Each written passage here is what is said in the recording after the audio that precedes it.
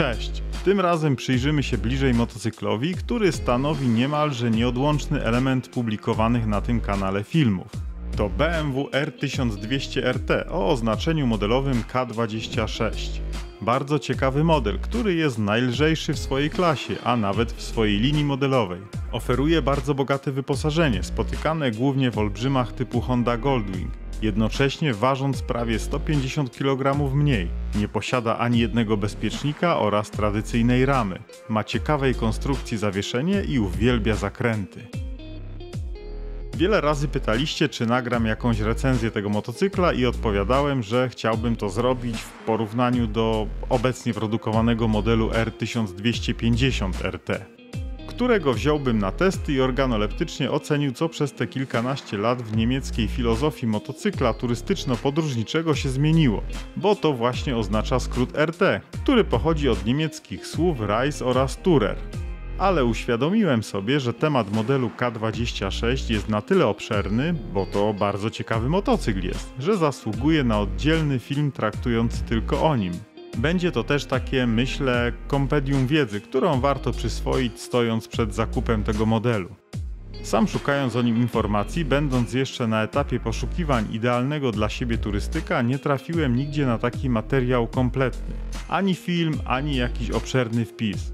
Oczywiście znajdą się różne źródła, z których to zawsze coś się wyłuska, ale to trzeba siedzieć, szukać, weryfikować. Dlatego postanowiłem, że skoro zainteresowanie tematem jest, to zrobię takiego gotowca opisującego, co to za motocykl, dla kogo, jakie są jego cechy i których roczników rozsądnie będzie unikać.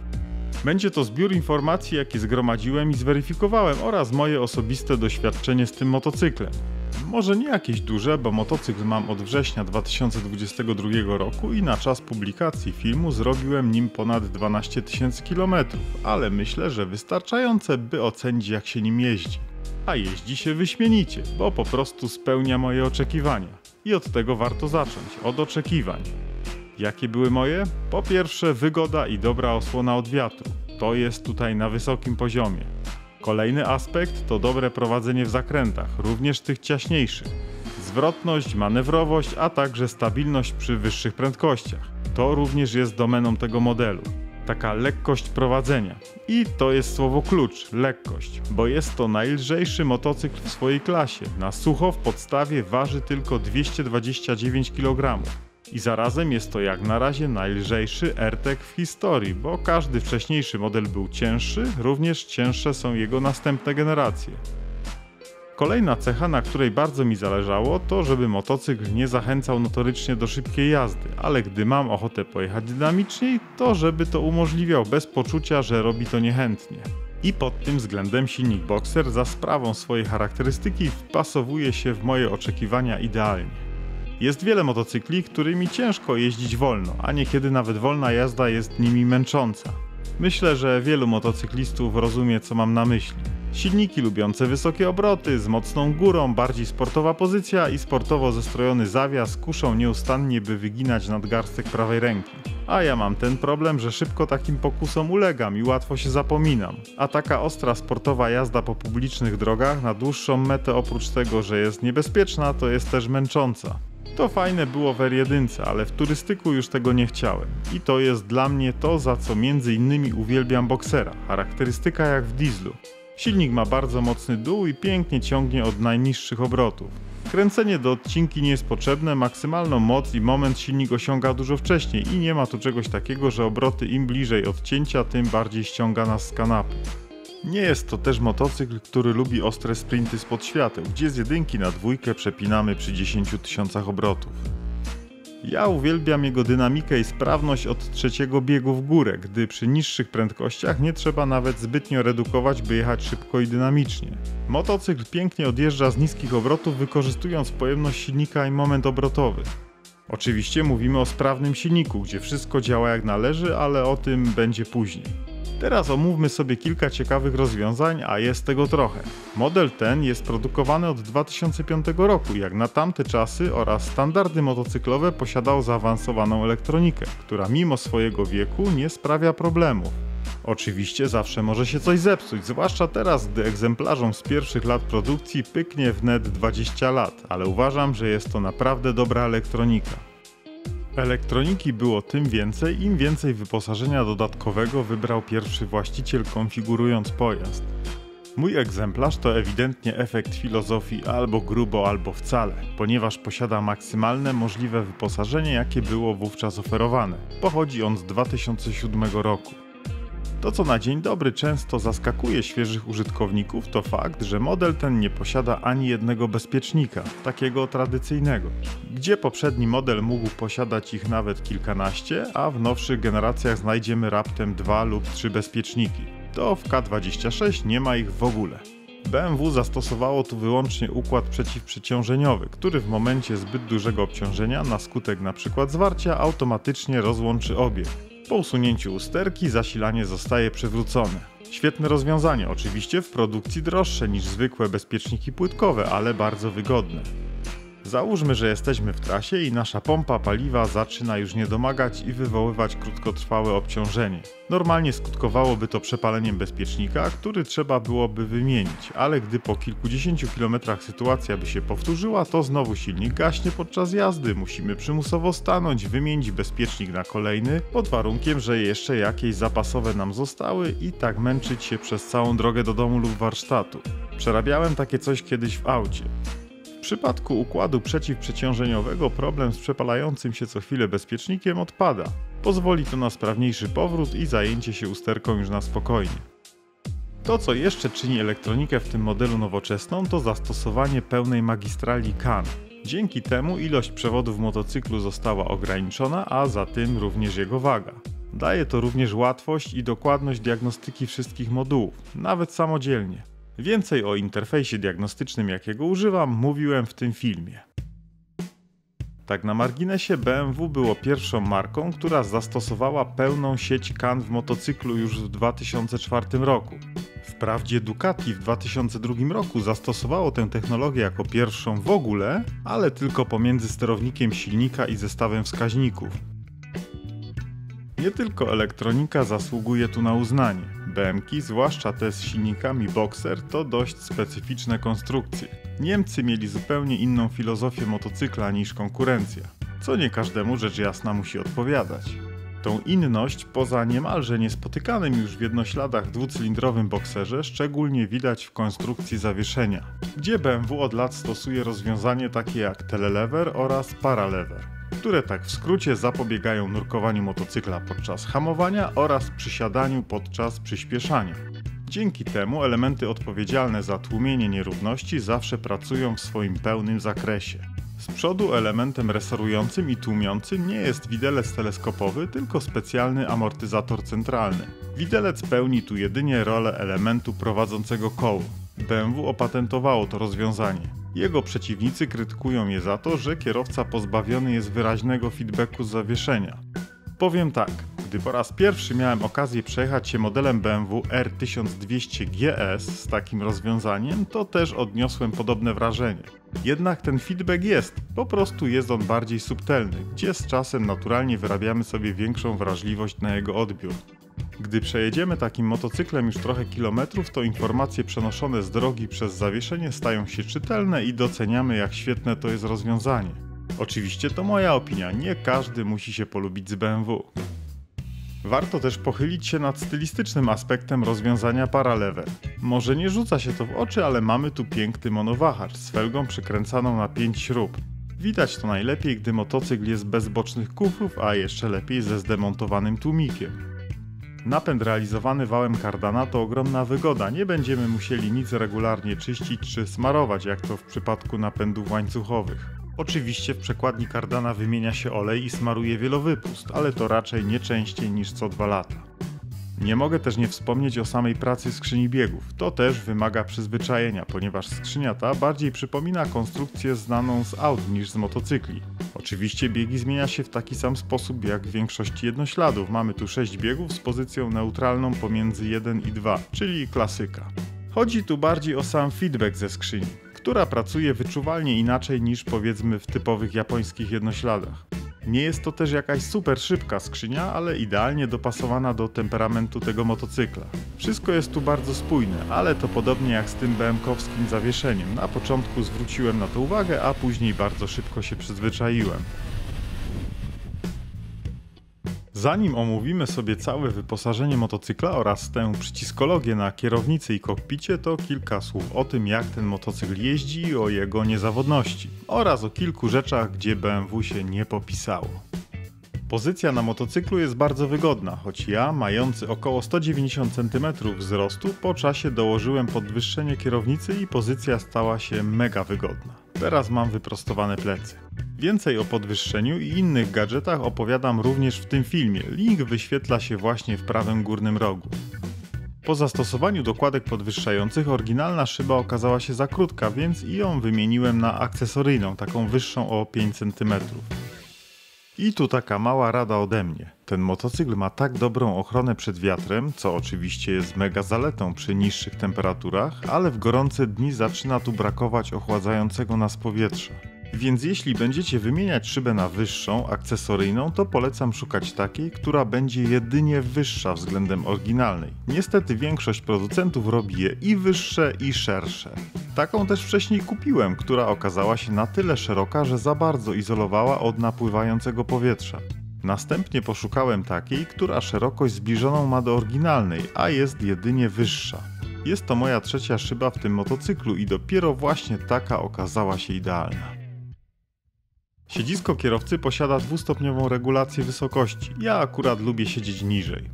To, co jest wspaniałe w tym motocyklu, to lekkość i łatwość pokonywania zakrętów, zwłaszcza tych ciaśniejszych na górskich drogach. Również manewrowanie przy wolnej jeździe, a to za sprawą nisko położonego środka ciężkości, który zapewnia silnik typu Boxer. Ten typ silnika jest też często powodem rezygnacji z zakupu tego motocykla. Nie każdemu jego dźwięk i charakterystyka pracy przypada do gustu. Moje zdanie jest takie: charakterystyka pracy, oddawanie mocy i ciągnięcie już od najniższych obrotów bardzo mi odpowiadają. Nawet tam, gdzie fałka potrafi się już dusić i stukać, to Boxer ciągnie dzielnie jak lokomotywa. Jeśli chodzi o dźwięk, to powiem tak: nie przeszkadza mi, a nawet go lubię. To, co wielu zaskakuje przy pierwszej przegazówce na postoju, to odchylanie się motocykla w prawą stronę. Dzieje się tak za sprawą siły odśrodkowej generowanej przez wzdłużnie ułożony wał korbowy, a nie poprzecznie, jak to w większości motocykli. Ponadto dwucylindrowy Boxer generuje spore wibracje na wolnych obrotach, co wynika po części z konstrukcji motocykla, który to nie posiada typowej ramy. Głównym elementem konstrukcyjnym jest silnik, do którego przykręcona jest krótka, ażurowa rama przednia oraz tylna. Podczas jazdy nie występują już takie wibracje czy jakieś drażniące mrowienie przenoszone na motocyklistę. Przynajmniej ja nic drażniącego nie odczuwam. Silnik Boxer z seryjnym układem wydechowym jest też dość cichy. I tu ponownie, na wolnych obrotach nie jest idealnie, słychać też pracę skrzyni biegów, ale podczas jazdy jest kulturka.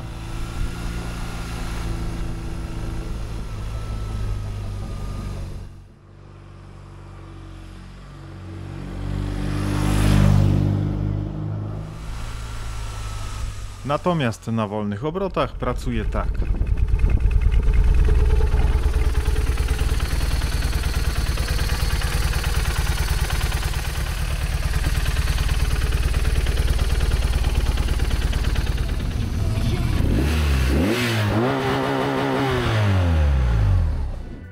Ważne jest, by silnik miał właściwie wykonane regulacje takie jak luzy zaworowe oraz synchronizację przepustnic. Ponadto bardzo istotną sprawą jest sprawny układ zapłonowy i nie chodzi tu tylko o świece, ale również fajkocewki, które mogą sprawiać wrażenie sprawnych, gdzie wydaje się, że wszystko jest niby okej, bo przecież motocykl jedzie, ale nie tak jak powinien.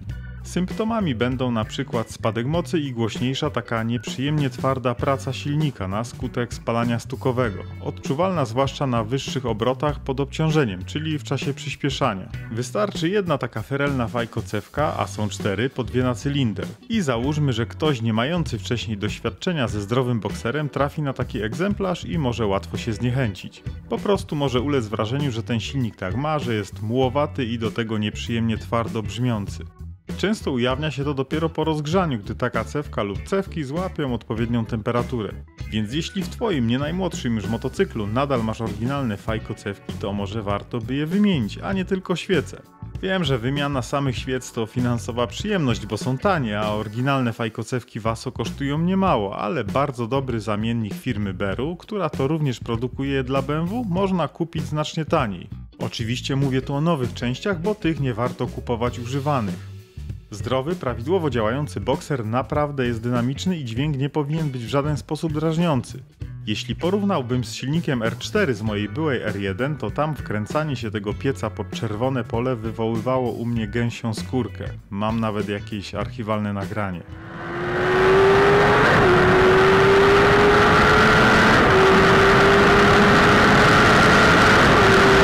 Ale gdy jechało się nim na wyższych obrotach stałą prędkością, to dźwięk stawał się dla mnie dość irytujący, a przy takich niskich prędkościach podczas przeciskania się przez korki, gdzie jeszcze dochodziło terkotanie słynnego kosza sprzęgłowego, to w ogóle brzmiał jak kibel.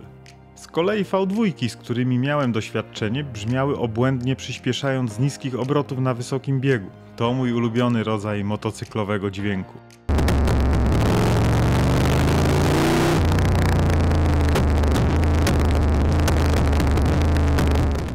Ale jazda stałą prędkością, zwłaszcza przy wyższych obrotach, no to też coś mi tam nie pasowało.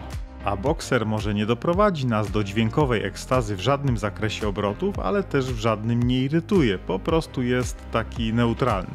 To oczywiście, ponownie zaznaczam, moja subiektywna opinia. Poruszmy jeszcze kwestię wagi motocykla. Gdyby AirTag był kobietą, to z pewnością chodziłaby ona wiecznie poirytowana, bo wszyscy mają tendencję przypisywania jej dodatkowych kilogramów, gdy tak naprawdę jest ona wyjątkowo fit. Mówię tu o tych oceniających po wyglądzie. I muszę przyznać, że jest to motocykl turystyczny, który nie jest najmniejszy i faktycznie wygląda na taki, który waży swoje. A w rzeczywistości, jak już wspominałem, jest to zaledwie 229 kg. A jak w tej konkurencji wypadają jego rywale? No to kawa na ławę. Oto GTR 1400, jego waga 279 kg. Yamaha EJR 1300 268 kg. I największy grubas Honda ST1300 Pan European 281 kg. Oczywiście AirTag nie zapewni Wam takich wrażeń przy przyspieszaniu jak na przykład wspomniany GTR, który tak na marginesie zawsze bardzo mi się podobał, ale będzie od niego wygodniejszy i podczas pokonywania ciaśniejszych zakrętów na pewno nie zostanie pokonany. GTR-a z premedytacją nie chciałem, bo wiem, że zacząłbym nim jeździć tak jak R1, a już nie chcę kusić losu. Od tego motocykla bije taki sportowy charakter, to taki ziomek, co wiecznie namawia Cię do obuzowania. A AirTag to taki dobry kompan podróży, który słucha Twoich potrzeb. Na mnie działa relaksująco, gdzie i tak potraficie w komentarzach napisać, że jeżdżę za szybko. To z GTR-a w ogóle nie mógłbym tu publikować i nie byłoby tego kanału. No i AirTag pali też wyraźnie mniej niż konkurenci. Przy mojej dynamicznej jeździe jest to zazwyczaj spalanie na poziomie 5,4-5,6 litra na 100 km. W połączeniu z 27-litrowym zbiornikiem sprawia, że mogę na luzie przejechać dystans ponad 400 km pomiędzy tankowaniami. A jadąc bardzo ekonomicznie i nadużywając rezerwy można zbliżyć się do 500 km. To teraz pomówmy sobie o tym, co BMW skrzaniło w tym modelu. Na pierwszy ogień chyba najbardziej znany temat zintegrowanego systemu ABS pierwszej generacji ze wspomaganiem siły hamowania, która na szczęście występowała tylko na samym początku produkcji. Dokładnie to od 2005 roku do września 2006, po czym została zastąpiona ABS-em drugiej generacji bez systemu wspomagającego. Mówiąc krótko, rozwiązanie pierwszej generacji ma mnóstwo wad i zalecam unikać modeli z tym systemem. Po pierwsze jest on znacznie bardziej awaryjny i kłopotliwy przy serwisowaniu. Jako że jest to system ze wspomaganiem, to gdy wysiądzie nam on w trasie, chociażby z prozaicznego powodu jak awaria któregoś z czujników ciśnienia, to tracimy na skuteczności hamowania. Motocykl przestaje hamować, a jedynie zwalnia. Jazda takim pojazdem staje się niebezpieczna i męcząca, ale to może być tylko początek kłopotów, bowiem bardzo ciężko o części zamienne do tego systemu. Nowych części niestety brak, dostępne są tylko pozyskane z innych motocykli. Nowych pomp też już podobno nie da się kupić, a jak ktoś gdzieś upoluje leżaka magazynowego, to jest to koszt ponad 8000 zł. Naprawa tych systemów na używanych elementach też potrafi być bardzo kosztowna, nawet kilka tysięcy złotych, co często zmusza właścicieli do całkowitego zlikwidowania systemu ABS, który w motocyklu turystycznym, użytkowanym nierzadko podczas deszczu, raczej powinien pozostać absolutnym standardem. Kolejna sprawa to serwisowanie tego systemu. Raz, że jest on bardzo wrażliwy na obecność wody w układzie, a jak wiadomo płyn hamulcowy jest hygroskopijny, więc trzeba tutaj pilnować znacznie częstszych jego wymian. A sama wymiana i odpowietrzenie tego układu to bardzo kłopotliwa czynność wymagająca rozebrania plastików i zdemontowania baku. Gdziekolwiek w internecie podnoszony jest temat ABS-u pierwszej generacji, to pojawiają się jego obrońcy. Uwielbiam te argumenty, że to wcale nie jest zły system, bo mi się jeszcze nie zepsuł, albo jeśli tylko się o niego dba, wymienia corocznie płyn, to będzie działał, bo to niedbalstwo poprzednich właścicieli jest przyczyną ich awarii i tak dalej. Oczywiście może być w tym sporo racji, ale czy nie lepiej od razu kupić motocykl z ABS-em drugiej generacji, który jest znacznie odporniejszy na zaniedbania, bo po prostu jest to poprawiony system, w którym wymiana płynu hamulcowego jest bardzo prosta, spokojnie wystarczy to robić co 2 lata i nie trzeba przy tym demontować owiewek i baku. Oczywiście w systemie drugiej generacji też możecie spotkać usterka. Najczęściej występująca polega na zawieszaniu się szczotek elektrycznego silnika pompy, ale jest ona łatwa w naprawie, samodzielnie można ją usunąć nawet nie ponosząc żadnych kosztów finansowych. Mnie spotkała taka awaria zaraz po zakupie motocykla. Zdiagnozowałem usterkę, rozebrałem pompę, naciąłem za pomocą małej szlifierki modelarskiej metalowe obejmy, w których poruszają się szczotki, tak by więcej się nie blokowały i tyle. Jedyny koszt jaki poniosłem podczas tej naprawy to nowe łożysko silnika pompy za dosłownie kilka złotych, które uszkodziłem przy rozbieraniu. I co najważniejsze, podczas awarii tej pompy nie tracimy siły hamowania jak w generacji pierwszej. Jedynie przestaje działać ABS, czyli motocykl zachowuje się tak, jakby ABS-u nie posiadał i tyle. No i nie jeździmy z duszą na ramieniu, że któregoś dnia zostaniemy bez hamulców gdzieś w Alpach, a później będziemy się bujać po warsztatach i wydamy na naprawę kilka tysięcy, jeśli będzie w ogóle możliwa. Już ta bezstresowość warta jest, by szukać modeli po wrześniu 2006 roku. Choć wiadomo, że te z ABS-em pierwszej generacji statystycznie są tańsze, ale tylko w zakupie. Można bardzo łatwo ocenić, który system ABS posiada motocykl. Jeśli nie jesteśmy pewni, czy sprzedawca podał w ogłoszeniu prawidłowy rocznik, wystarczy przyglądnąć się koronce ABS przy przednim kole. ABS pierwszej generacji posiada taką oto gęstszą koronkę. Natomiast ta współpracująca z generacją drugą wygląda tak. Z tyłu w obydwu przypadkach nie zobaczymy nic, bo koronka ukryta jest wewnątrz obudowy przekładni. Warto dodać, że same hamulce Vertecu są świetne, bardzo skuteczne. Gdy hamujemy klamką przednią, automatycznie hamowane jest również tylne koło w celu oczywiście skrócenia drogi hamowania, ale też stabilizacji motocykla. Natomiast hamulec obsługiwany stopą działa tylko na koło tylne, przód nie ingeruje, co bardzo mi się podoba, na przykład przy dohamowywaniu w zakrętach. Jak przy zakupie sprawdzić, czy ABS działa prawidłowo? Po pierwsze, po odpaleniu silnika kontrolki, tak jak widzicie teraz na nagraniu, powinny migać i zgasnąć po ruszeniu, gdy koła wykonają obrót i system zostanie przetestowany.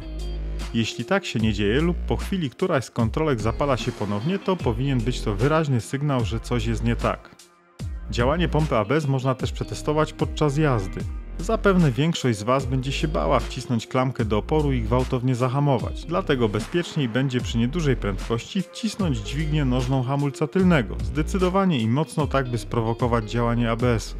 Prawidłowa reakcja systemu objawi się wyczuwalnym pulsowaniem pod stopą i nie doprowadzi do zablokowania koła. Oczywiście po takim teście nie może zapalić się żadna kontrolka, bo to również będzie świadczyło o nieprawidłowym działaniu. Tyle mówię o tym ABS-ie i hamulcach, więc nie mogę nie wspomnieć, że BMW było pierwszą marką na świecie, która zastosowała system ABS w motocyklu.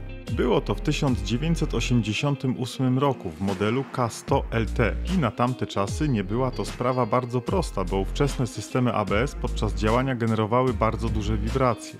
BMW musiało sobie z tym radzić, rozbudowując układ, stosując specjalne przeciwwagi itd. Taka ciekawostka, ale wracając do modelu RT. Jak już mówiłem, takim minimum według mnie jest szukanie modeli z tym nowszym ABS-em drugiej generacji po wrześniu 2006 roku. A jeszcze lepiej to tych poliftowych od 2010 roku, bo tu BMW udoskonaliło kilka rozwiązań. Gdy kupowałem swojego RTK, nie wiedziałem o wszystkim i skupiłem się tylko na unikaniu modeli z ABS-em pierwszej generacji. Dziś zakupu modelu z 2007 roku absolutnie nie żałuję, ale gdybym miał kupić jeszcze raz, to szukałbym tych poliftowych właśnie, czyli od 2010 roku. Z istotnych zmian to oprócz delikatnych różnic wizualnych to silnik, który otrzymał rozrząd DOHC. Pojemność i moc maksymalna nie uległy zmianom, ale delikatnie poprawiła się elastyczność. Poza tym to praktycznie ten sam bardzo dobry silnik chłodzony powietrzem i olejem. Wodniaki pojawiły się w kolejnej generacji. Z istotnych ulepszeń w poliftowej wersji to poprawiony wałek sprzęgłowy, który wykonano z twardszego materiału. Nie ulega on wyrobieniu jak wcześniej, co skutkowało później takim terkotaniem z okolic skrzyni biegów, zwłaszcza podczas pracy na wolnych obrotach.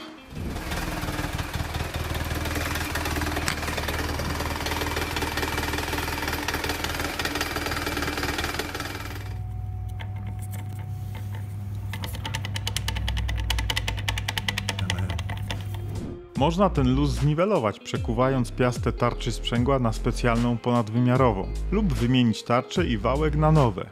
Mamy dostępne zamienniki tarcz, np. TRW i nie są drogie, natomiast nowy wałek dostaniemy tylko w ASO. Ten aktualnie sprzedawany jest już z poprawionego materiału i jest to wydatek ponad 1000 zł. W moim RTK-u przy przebiegu ponad 100 000 km na taki został właśnie wymieniony wraz z tarczą oraz kilkoma szumiącymi łożyskami w skrzyni biegów i jest cisza. Należy pamiętać, że najdroższa w tym wszystkim jest robocizna, bo żeby dostać się do tarczy sprzęgła i skrzyni trzeba rozbebeszyć cały motocykl. Kolejna rzecz, która w przedlifcie jest co najmniej zastanawiająca, to brak korka spustowego do wymiany oleju w dywrze. Nie wiedzieć dlaczego BMW zapomniało o nim i powrócił on na swoje miejsce w modelu poliftowym. Nie jest to może jakiś wielki problem, bo takiej wymiany oleju dokonujemy raczej nie częściej niż co 2 lata i po prostu musimy wykonać więcej czynności. Zdemontować cięgno wahacza paralever, rozłączyć przekładnię od wału napędowego i przechylić ją, by zlać stary olej. Ale ma to swoje plusy, ponieważ wymusza na nas kontrolę tegoż wału. Mamy możliwość upewnić się, czy osłona gumowa zachowała szczelność i do środka nie dostała się woda i inne zanieczyszczenia. Po czym możemy ponownie nasmarować wielowypust. Także tego za jakąś wadę osobiście nie uważam. W polifcie poprawiono też mechanizm podnoszenia szyby czołowej. Zastosowano bardziej wytrzymałe dźwigienki. Zarejestrowano takie przypadki, że na skutek zmęczenia materiału od drgań przenoszonych z nawierzchni, któraś z dźwigienek potrafiła pęknąć. Na szczęście takie przypadki zdarzają się sporadycznie. W polifcie zastosowano też technologię Bluetooth w opcjonalnym systemie audio i po raz pierwszy wielofunkcyjne pokrętło do obsługi radia, które BMW montuje w swoich jednośladach do tej pory i służą one do obsługi całego systemu. Bardzo wygodne rozwiązanie. Kolejna rzecz na korzyść polifta to elektroniczne zawieszenie ESA. W przedlifcie jest to pierwsza generacja, w polifcie druga, która to uchodzi za bardziej trwałą, a także różnice pomiędzy trybami Sport, Normal i Comfort są wyraźniejsze. Ale żeby nie było tak kolorowo, to polifty mają też jeden minus, to zawór EXA, będący elementem układu wydechowego. Lubią one sprawiać problemy, zawieszać się lub skrzypieć. W przedliftach tego zaworu nie ma. Jest jeszcze jedna przypadłość, która dotyczy całego okresu produkcji. To listwa rezystancyjna odpowiedzialna za pomiar ilości paliwa w baku. Nie jest długowieczna i nie jest tania, ale w razie awarii można spróbować ją zreanimować lub wymienić na tradycyjny, niezawodny pływak, co jest też dość częstą praktyką. Także reasumując, największą i najbardziej kosztowną wadą w przedlifcie może okazać się wyrobiony wałek sprzęgłowy, no chyba że został on już wymieniony przez poprzedniego właściciela. No i oczywiście ten nieszczęsny ABS pierwszej generacji, którego na szczęście łatwo uniknąć, pomijając modele z pierwszych lat produkcji. Poza tym to motocykl uchodzący za bardzo solidny i niezawodny. To bliźniacza konstrukcja z modelem GS, który to tak w uproszczeniu ma po prostu mniej plastików, inne zawieszenie i nie był oferowany z elektryczną szybą ani radiem. Reszta to niemalże to samo. GS-y objeżdżały cały świat, RTK-i również. Jest to też jeden z najpopularniejszych modeli wykorzystywanych przez policję. Na różnych forach i grupach facebookowych są użytkownicy zbliżający się tymi motocyklami do przebiegów rzędu 500 000, a to chyba jest najlepszym świadectwem solidności tych maszyn. Okej, pochwaliłem się wcześniej, że mój egzemplarz posiada pełne możliwe wyposażenie. No to teraz omówmy je sobie. Przy czym zaznaczam, że poruszamy dziś temat wersji cywilnej tego motocykla, więc nie będę tu omawiał nic, co występowało na przykład w wydaniach dla służb mundurowych. W podstawowej wersji zawsze otrzymywaliśmy system ABS i zintegrowany system hamulców. Otrzymywaliśmy również w standardzie elektrycznie regulowaną szybę, gdzie podczas zmiany jej wysokości za pomocą przycisku na kierownicy automatycznie zmienia się również kąt jej nachylenia. To jest rozwiązanie, z którego korzystam w tym motocyklu nieustannie. Gdy robi się gorąco, a wjeżdżam na przykład do miasta, czy po prostu zwalniam, to naturalnie opuszczam szybę, żeby powietrze mogło mnie chłodzić, a przy wyższych prędkościach podnoszę, by cieszyć się jazdą w ciszy bez uderzającego w kask powietrza. Również wszystkie owady zostają wyłapane przez szybę, a wizjer w kasku pozostaje idealnie czysty. Co istotne, zadaniem takiej szyby jest wybijanie strugi powietrza ponad głowę kierowcy, więc w czasie jazdy nie patrzymy przez szybę, tak jak ma to często miejsce w motocyklach typu cruiser. Tutaj linia wzroku przebiega tuż nad szybą. Na moich nagraniach z jazdy tego nie widać, bo kamerkę mam zamontowaną na brodzie kasku, ale w rzeczywistości patrzę mniej więcej w ten sposób. Jest jeszcze coś, o czym zapominają wszyscy ci, co uważają elektryczną regulację szyby za niepotrzebny bajer, bo niby szyby z ręczną regulacją reguluje się tak samo łatwo i szybko. Ale takie ręczne systemy mają zazwyczaj dwa położenia, góra i dół, a te z płynną regulacją najczęściej nie da się obsługiwać jedną ręką w czasie jazdy lub jest to niezbyt wygodne. Natomiast w przypadku elektrycznej regulacji można precyzyjnie i wygodnie podczas jazdy ustawić wysokość np. tak, by struga powietrza omijała prawie cały nasz kask, ale zahaczała o otwór wentylacyjny na czubku kasku. Nadal będziemy podróżować w ciszy, a łepetyna nam się nie ugotuje podczas jazdy w pełnym słońcu. Rewelacja, nigdy nawet nie przyszło mi do głowy, by kupować jakieś stopery do uszu czy coś takiego, bo komfort wynikający z ciszy nawet przy dużych prędkościach dzięki takiej szybie jest wysoki. To też powód, dla którego nie wybrałem GS-a. Skoro offroad to nie moja bajka, to po co mi motocykl typu Adventure? Wiem, że jest teraz taka moda na tego typu sprzęty, ale przy mojej naturze typowego konsumenta płaskich nawierzchni asfaltowych jednak AirTag sprawdza się dużo lepiej, a po szutrowej drodze też pojedzie. A skoro zatrzymaliśmy się przy przycisku sterowania szybą, to obok mamy włącznik tempomatu. Też się przydaje, na przykład w sytuacji, gdy mamy podejrzenie, że na naszym odcinku mogą stać panowie z suszarką, wrzucamy sobie bezpieczną prędkość na tempomat i nie musimy skupiać się, by ją kontrolować. Następnie tuż obok mamy przycisk z napisem ESA. To elektrycznie regulowane zawieszenie. Możemy podczas jazdy regulować charakterystykę jego pracy, wybierając pomiędzy trzema ustawieniami: Sport, Normal i Comfort, gdzie decydujemy, czy zawieszenie będzie bardziej twarde lub miękkie. Ponadto, przytrzymując dłużej ten przycisk, możemy regulować wstępny naciąg sprężyny tylnej, dostosowując go do stopnia załadunku motocykla. Mamy 3 ustawienia do wyboru: motocykl z samym kierowcą, motocykl z dodatkowym bagażem lub jazda z pasażerem. Tej zmiany możemy dokonać jedynie na postoju przy zapalonym silniku. Po zatwierdzeniu będziemy czuli, jak motocykl delikatnie podnosi się lub opuszcza. Kolejny przycisk to 2 funkcje. Naciskając i przytrzymując jego dolną część podpisaną ASC możemy dezaktywować system zapobiegający buksowaniu koła przy mocniejszym przyspieszaniu.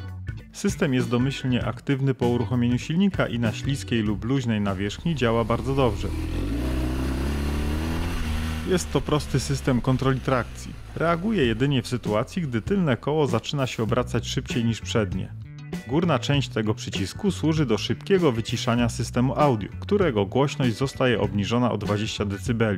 Natomiast dłuższe jego przytrzymanie aktywuje informacje drogowe w radiu, tak zwane Traffic Info. Natomiast ten wielofunkcyjny okrągły przycisk to zmiana głośności oraz stacji radiowych lub utworów z płyty CD, bo mamy tutaj taki z perspektywy dzisiejszych czasów trochę przeżytek, jak odtwarzacz płyt kompaktowych. I nadal działa. W modelu poprzednim R1150RT był montowany odtwarzacz kaset.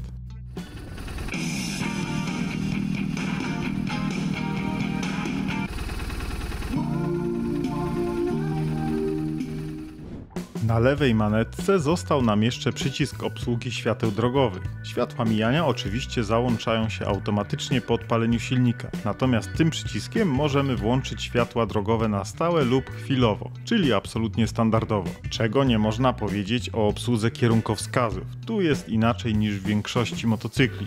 Lewy kierunkowskaz włączamy przyciskiem z lewej strony kierownicy, natomiast do prawego kierunkowskazu jest osobny przycisk po prawej stronie kierownicy. Do tego też trzeba się przyzwyczaić i wtedy okazuje się, że jest to wygodne rozwiązanie.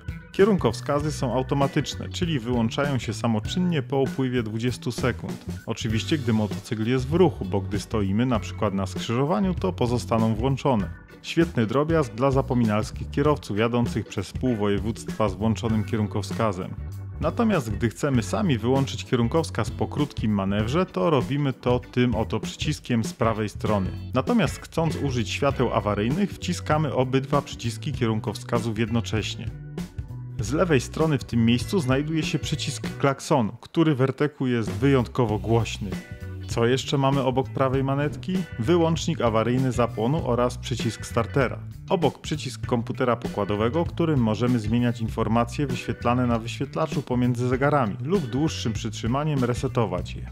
Dalej mamy przełącznik podgrzewania manetek dwustopniowy, a obok włącznik podgrzewania siedzenia kierowcy, również dwustopniowy.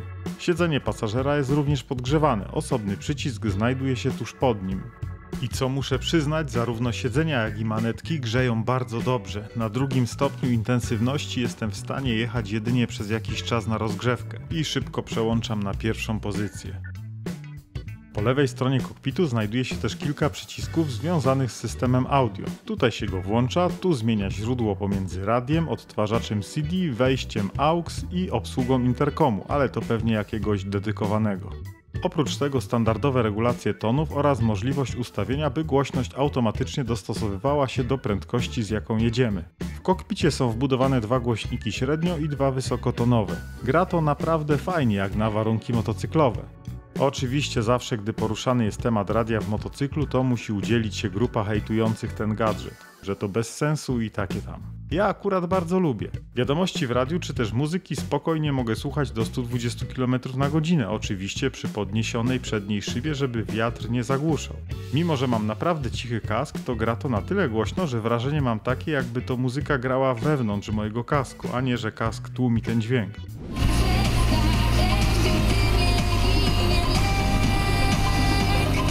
Michał Probierz składa kibicom obietnicę. Zrobimy wszystko, żeby zostać jak najdłużej na tym turnieju. Oczywiście włączam to, gdy mam ochotę, gdy lecę sobie stałą prędkością gdzieś za miastem. Wjeżdżając w teren zabudowany naturalnie wyłączam, nie robię wiochy i nikomu nie narzucam swoich gustów muzycznych. Osobiście nie lubię słuchać muzyki na słuchawkach czy interkomie, bo mam wrażenie, że odcina mnie to od dźwięków otoczenia i nie czuję się z tym komfortowo, a z muzyką z głośników z kokpitu tak. Mi to bardzo pasuje, komuś nie musi i to jest jak najbardziej okej, ale po co krytykować? Generalnie z tymi wszystkimi gadżetami jest tak, że z większości nie korzystamy powiedzmy podczas 70% użytkowania motocykla, ale gdy chcemy to mamy i to jest piękne. Zrobiło się chłodno i chcę ogrzać swoje 4 litery lub dłonie, to mam taką możliwość. Gdy mam ochotę pojechać stałą prędkością, to też mam taką możliwość, mam tempomat. A gdy akurat zechce mi się przez 15 minut jazdy posłuchać muzyki albo wiadomości, to włączam sobie radio. Bo mam i po to są takie rzeczy, żeby były, gdy akurat zechcemy z nich skorzystać. Oczywiście można się bez tego wszystkiego obejść, ale ja akurat lubię dobrze wyposażone motocykle i samochody.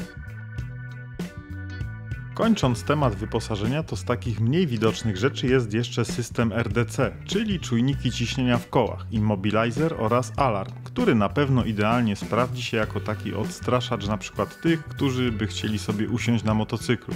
Wystarczy nim delikatnie poruszyć i zaczyna piszczeć. A po powrocie do motocykla dioda alarmu zasygnalizuje nam, czy był on wzbudzany pod naszą nieobecność. Czułość czujników alarmu można regulować, ale to już przez gniazdo diagnostyczne za pomocą specjalnego interfejsu. Przyjrzyjmy się jeszcze cyferblatom. Ja założyłem blendę licznika z modelu K1200 GT, która upodobniła wygląd deski do wersji poliftowej. Oryginalne zegary wyglądają tak. Klasyczny prędkościomierz i obrotomierz, a po środku wyświetlacz. Wskaźnik słupkowy z lewej to poziom paliwa w baku, a ten z prawej wskazuje aktualną temperaturę silnika. Po środku u góry mamy sekcję dotyczącą komponentów audio. Poniżej informacje z komputera pokładowego, jak średnie zużycie paliwa, temperatura otoczenia, temperatura poszczególnych opon, ciśnienie w oponach, cyfrowy prędkościomierz itd. Motocykl posiada również system check control, także za pomocą odpowiedniego piktogramu na wyświetlaczu dowiemy się o spalonej żarówce czy jakiejś innej prostej usterce. Poniżej mamy przebieg częściowy oraz całkowity, a na samym dole oprócz zegara pokazują się informacje podczas zmiany ustawień zawieszenia oraz piktogramy informujące o załączonym podgrzewaniu manetek lub któregoś z siedzisk. Oczywiście jest też wyświetlacz biegów. Z rzeczy praktycznych mamy zamykany na zamek schowek. U mnie jest on dość płytki ze względu na moduł audio wraz z odtwarzaczem płyt, ale w wersji bez nagłośnienia ten schowek jest dość głęboki. Mamy system do szybkiego mocowania torby typu tankback. Z tyłu kufer centralny oraz boczne, wszystkie zamykane tym samym kluczykiem z bardzo wygodnym systemem szybkiego montażu i demontażu.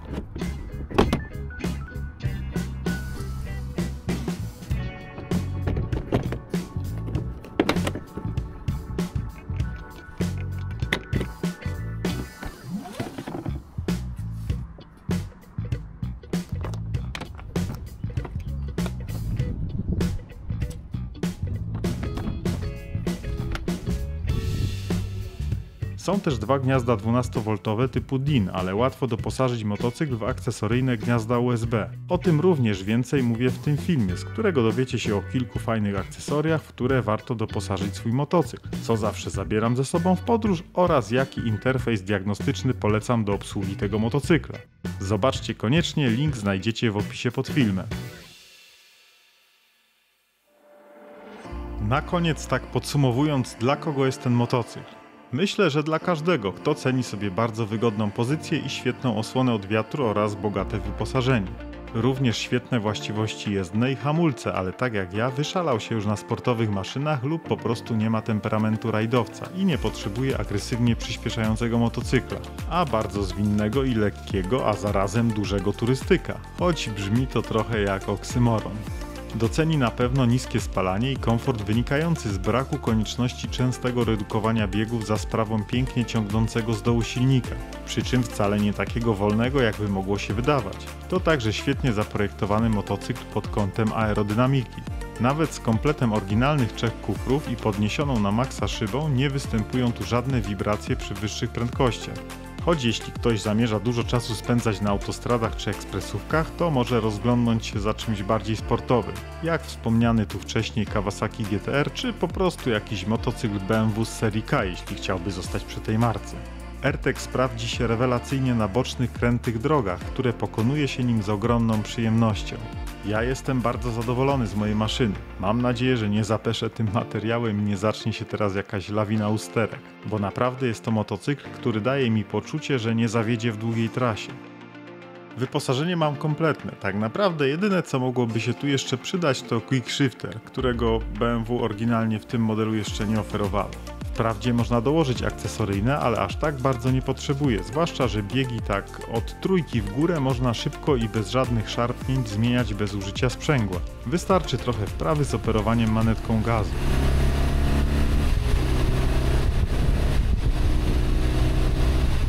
No to teraz ile to wszystko kosztuje? Ile trzeba dać za ładny egzemplarz? Ceny są różne, zazwyczaj najtańsze są modele po służbie policyjnej. Na cenę oczywiście wpływa stan, rocznik oraz wyposażenie. Taki dopieszczony przedliftowy egzemplarz, ale z poprawionym ABS-em drugiej generacji w full opcji wyposażenia, z dodatkowymi akcesoriami typu gmole czy wyższa szyba oraz z kompletem trzech oryginalnych kufrów, bo one tanie nie są, to wydatek myślę bliski 30 000 złotych. Mówię o egzemplarzu nie po prostu jeżdżącym, tylko takim, gdzie wszystko zrobione jest na tip-top i można nim bez stresu jechać w długą podróż, gdzie opony, hamulce, sprzęgło i tym podobne elementy eksploatacyjne będą miały jeszcze spory zapas. No i oczywiście bez charakterystycznego stukotu, a tym samym bez luzu na wałku sprzęgłowym. Można powiedzieć, że są dwie ścieżki zakupu. Jedna to kupujemy motocykl doinwestowany z pewnych rąk z górnego przedziału cenowego lub szukamy coś tańszego i po zakupie od razu robimy wszystko na przysłowiową igłę. Największy wydatek, jaki może nas zaskoczyć, to tak naprawdę operacja ze sprzęgłem czy też wałkiem sprzęgłowym, bo tutaj robocizna trochę kosztuje.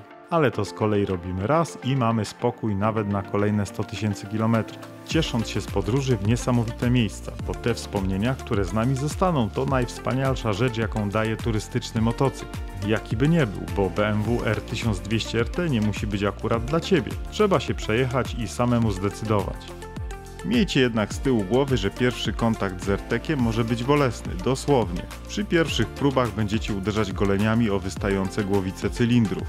Ponadto nietypowe lusterka czy obsługa kierunkowskazów sprawią, że przez pierwsze kilometry ciężko będzie się tu odnaleźć. Praca skrzyni biegów też wyda się jakaś inna. Dlatego warto chwilę pojeździć, a do wszystkiego się przyzwyczaicie i może tak jak ja bardzo polubicie z tym jakże specyficznym, ale też świetnym motocyklem i dołączycie do, w cudzysłowie, klubu płaskoziemców. Warto jeszcze dodać, że jeśli lubicie majsterkować tak jak ja, to RTK jest motocyklem, który się bardzo wygodnie serwisuje. A jeśli się już zdecydujecie i zakupicie, to taka drobna wskazówka. Warto zaglądnąć do ASO i sprawdzić, czy nie macie do wykonania zaległych akcji serwisowych. W moim przypadku miałem do wykonania dwie. Nakrucie z pompy paliwa i flanszę tylnego koła. Oczywiście akcje serwisowe wykonywane są na koszt serwisu BMW.